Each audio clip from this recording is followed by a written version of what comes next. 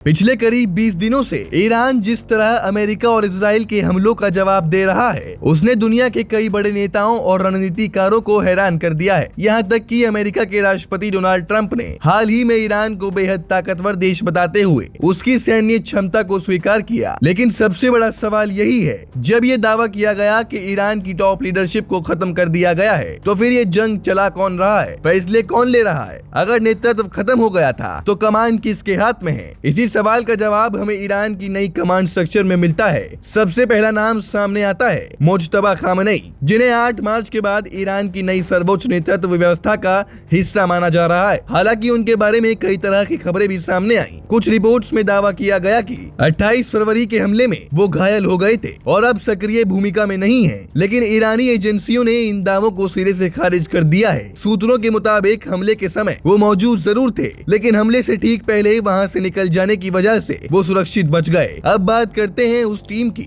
जो इस समय ईरान के फैसले ले रही है। बताया जा रहा है कि मौजूदा समय में ईरान की कमान एक कलेक्टिव लीडरशिप मॉडल के तहत चल रही है। इसमें कई बड़े पर्दों पर नए चेहरे सामने आए हैं। सबसे पहले मुज्तबा खामनेई शीर्ष नेतृत्व में प्रमुख भूमिका, मसूद पजेश्कियान ईरान के राष्ट्रपति, Ahmad Vahidi Islamic Revolutionary Guards Corps के प्रमुख, मोहम्मद बागेर गलीबाफ संसद के अध्यक्ष, न्यायपालिका के प्रमुख, इन सभी नेताओं की एक संयुक्त टीम इस समय जंग से जुड़े हर फैसले ले रही है। दिलचस्प बात यह है कि इस टीम के ज्यादातर लोग नए हैं, क्योंकि पहले के कई वरिष्ठ अधिकारियों की हमलों में मारे जाने की खबर सामने आई थी। अब यहाँ सबसे अहम सवाल यही है कि इतनी बड़ी क्षति के बावजूद ईरान की व्यवस्था कैसे चल रही है। इसका जवाब ईरान की पुरानी सैन्य और राजनीतिक रणनीति में छिपा है। दरअसल ईरान में हर बड़े पद के लिए पहले से ही एक नहीं बल्कि कई उत्तराधिकारी तय किए जाते हैं। यानी अगर एक नेता हटता है तो तुरंत दूसरा उसकी जगह ले लेता है। अगर दूसरा भी नहीं रहता तो तीसरा तैयार रहता है। इस तरह की मल्टीलेयर सक्सेशन प्लानिंग ने